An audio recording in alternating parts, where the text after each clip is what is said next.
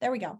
So chapters 3 and 4 of The Thief of Always. You remember yesterday, Harvey was running up to the house, so excited to be somewhere sunny after his stormy winter.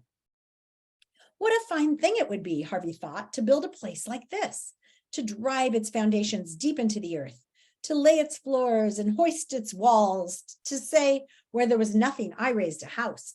That would be a very fine thing. It wasn't a puffed up peacock of a place either. There were no marble steps, no fluted columns. It was a proud house, but there was nothing wrong with that. There was much to be proud of. The house was 4 stories high and boasted more windows than Harvey could count. The porch was wide, the steps that led up to its carved front door. Slated roofs were steep and crowned with magnificent chimneys and lightning rods. The highest point was a large and elaborately carved weather vane, which Harvey was peering up at when he heard the front door open and a voice say, "Harvey Swick, as I live and breathe." He looked down, the weather vane's white silhouette still behind his eyes, and there on the porch stood a woman who made his grandmother, the oldest person he knew, look young. She had a face like a rolled up ball of cobwebs, from which her hair, which could have been a spider's work, fell in wispy abundance. Her eyes were tiny, her mouth tight, her hands gnarled. Her voice, however, was melodious and its words welcoming. "I thought maybe you decided not to come," she said, picking up a basket of freshly cut flowers she'd left on the step, "which would have been a pity. Come on in, there's food on the table. You must be famished." "I can't stay long," Harvey said. "You must do whatever you wish," came the reply. "I'm Mrs. Griffin, by the way." "Yes, Rick just mentioned you." "I hope he didn't bend your ear too much. He loves the sound of his own voice." That and his reflection. Harvey had climbed the porch steps by now and stopped in the front of the open door. This was a moment of decision, he knew, and he wasn't quite certain why.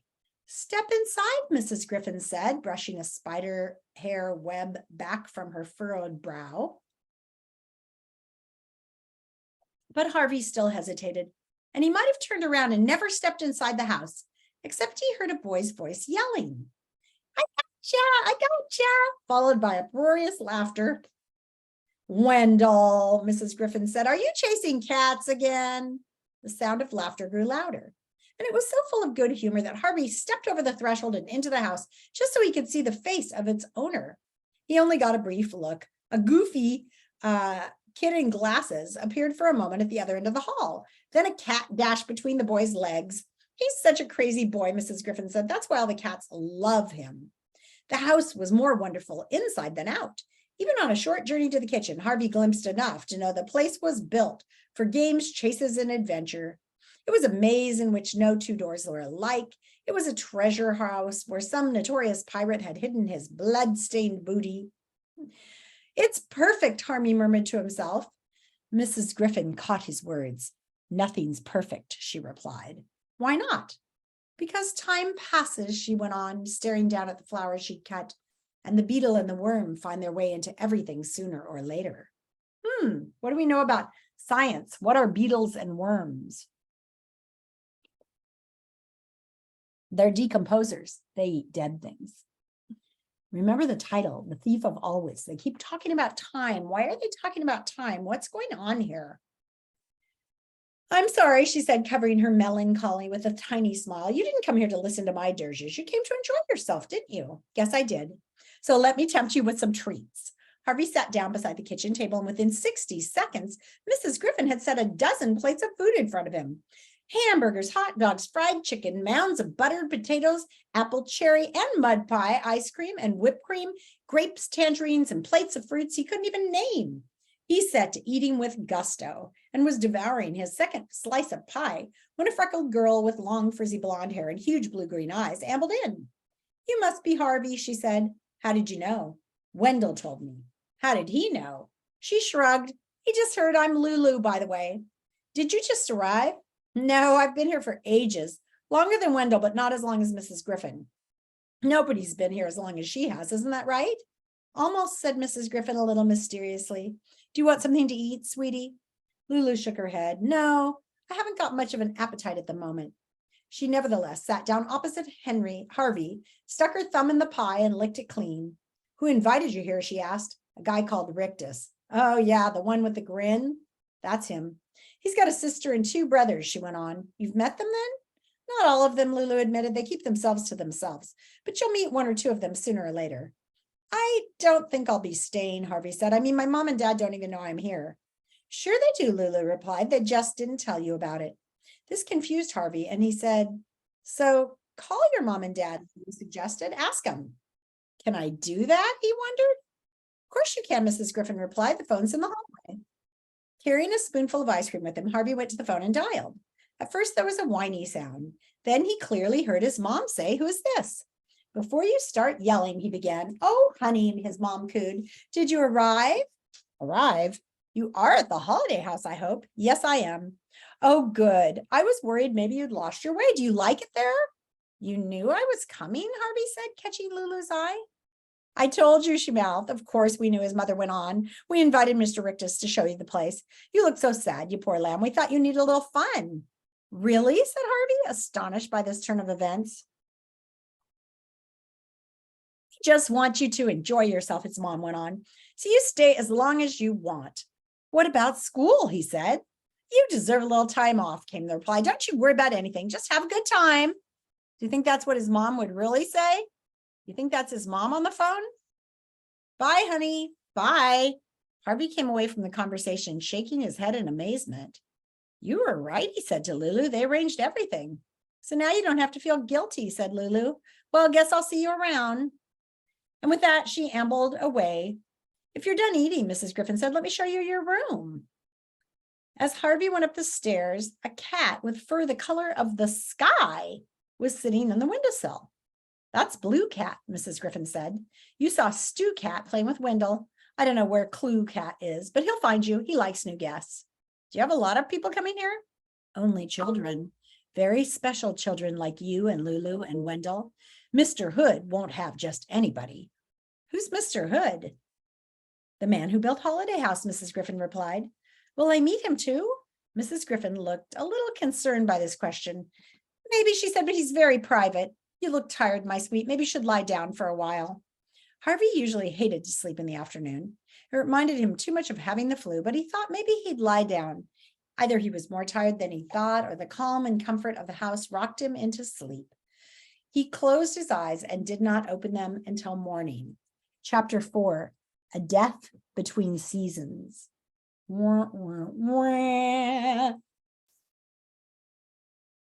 The sun came to wake him soon after dawn. A straight white dart of night laid on his eyelids.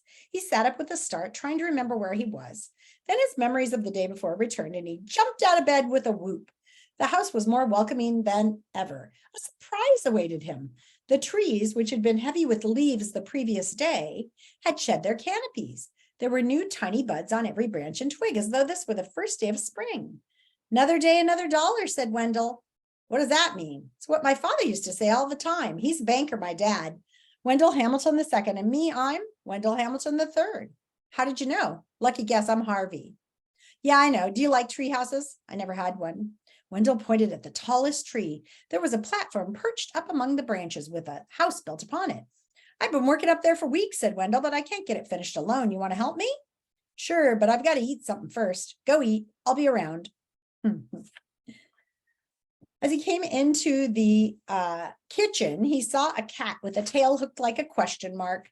Clue Cat, he said. Yes, indeed, said Mrs. Griffin. He's the wicked one. The Clue Cat looked up, then he jumped on the table and searched for plates of pancakes and waffles or something more to eat. Can he do whatever he likes?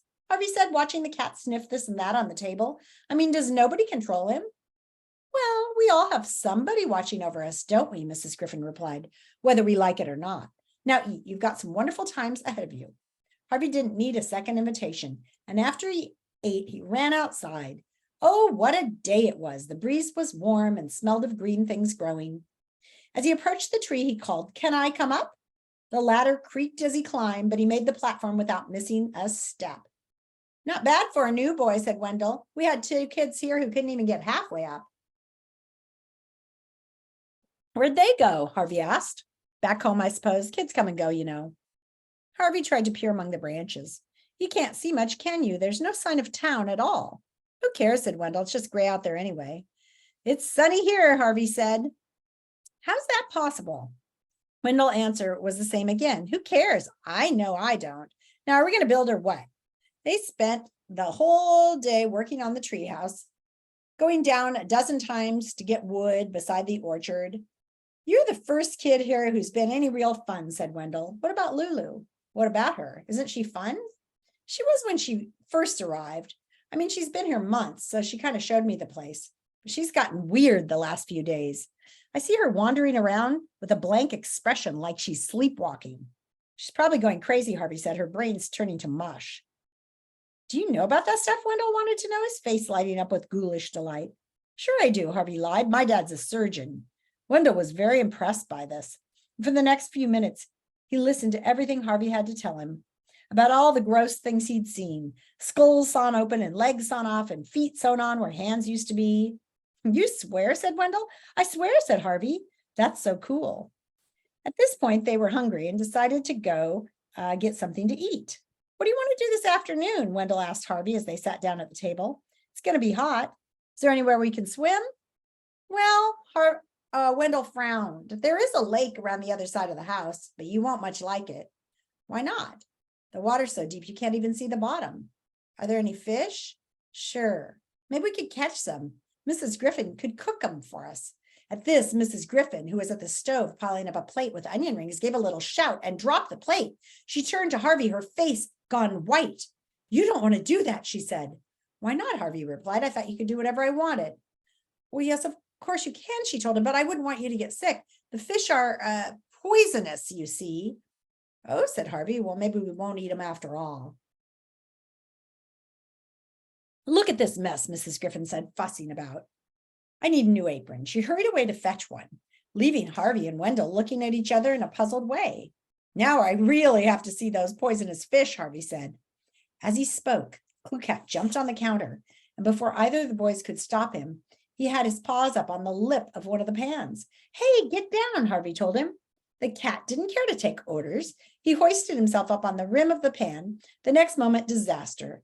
The tail danced too close to one of the burners and burst into flames. The cat yowled. The pan tipped over. A wave of boiling water washed him off of the top of the stove. He fell to the ground in a smoking heap. Whether drowned, scalded, or incinerated, the end was the same. He hit the floor dead. The din brought Mrs. Griffin hurrying back. I think I'm going to go eat outside, Wendell said as the old woman appeared at the door. He snatched up a couple of hot dogs and was gone. Oh, my Lord, Mrs. Griffin cried when she set eyes on the dead cat. Oh, you foolish thing. It was an accident. Foolish thing was all Mrs. Griffin seemed to be able to say. She sank down on her knees and stared at the sad little sack of burned fur. No more questions from you, she finally murmured. The sight of Mrs. Griffin's unhappiness made Harvey's eyes sting, but he hated to have anyone else see him cry, so he fought back tears. Shall I help you bury him? He asked. Mrs. Griffin looked around. That's very sweet, but there's no need. You go out and play. I don't want to leave you on your own, Harvey said. Oh, look at you, child, Mrs. Griffin said. You've got tears on your cheek. Harvey blushed and wiped them away. Don't be ashamed to weep, Mrs. Griffin said. It's a wonderful thing. I wish I could still shed a tear or two. You're sad, Harvey said. I can see that. What I feel is not quite sadness, Mrs. Griffin replied, and it's not much solace either. I'm afraid. What's solace? It's something soothing, Mrs. Griffin said, getting to her feet, something that heals the pain in the heart. And you don't have any of that? No, I don't, Mrs. Griffin said. She reached and touched Harvey's cheek, except for maybe these tears of yours. They comfort me. She sighed and she traced their tracks with her fingers. Your tears are sweet, child, and so are you. Now you go out into the light and enjoy yourself. There's sun on the step, and it won't be there forever. Believe me. Are you sure? I'm sure. I'll see you later then, Harvey said, and headed out into the afternoon. And here's this very weird picture. If you look closely, there is a man with a face on his bottom and somebody else looking at his bottom. That is a very strange picture. What do you think, Amadi? He's got a face on his bottom and the other guy's talking to it. Amadi's running away. Okay, so that was chapters 3 and 4. The next chapter, chapter 5, is called The Prisoners, and it has this picture. Wow. Okay, friends, that's it for